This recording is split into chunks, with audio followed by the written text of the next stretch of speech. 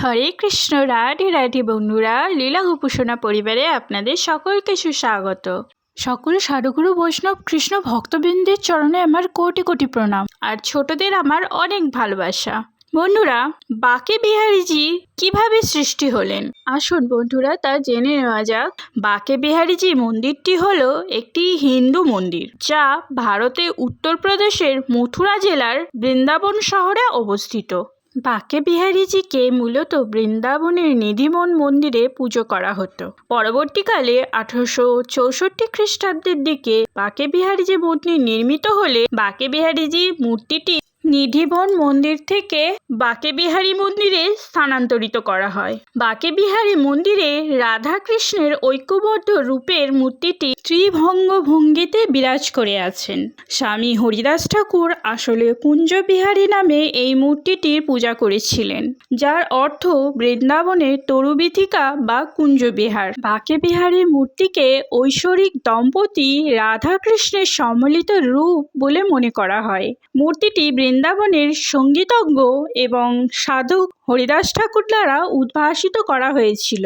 মনে করা হয় হরিদাস ঠাকুর ছিলেন ঐশ্বরিক আবাস গোলকধামের রাধা কৃষ্ণের ঘনিষ্ঠ সহযোগী ললিতা সখীর অবতার। স্বামী হরিদাস ঠাকুর ছিলেন বিখ্যাত গায়ক তানসেনের গুরু।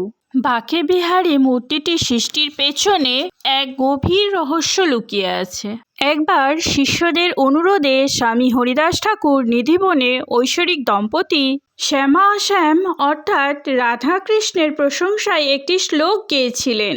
সেই শ্লোকটি হলো, মাইরি সহজ জরি প্রগত ভাইজু রঙ্কি গৌর শ্যাম ঘন দামিনী যাই সেইন প্রথম হুনো আহতি আব হুনো আগেন হুনো রহি হায় না তারি হায় তাই ইন অঙ্গ অঙ্গ কি উজরাই সুগারই চতুরাই সুন্দরতা আই সাইন শ্রী হরিদাস কে স্বামী শ্যামা কুঞ্জ বিহারী শ্যাম বাই বাই সাইন।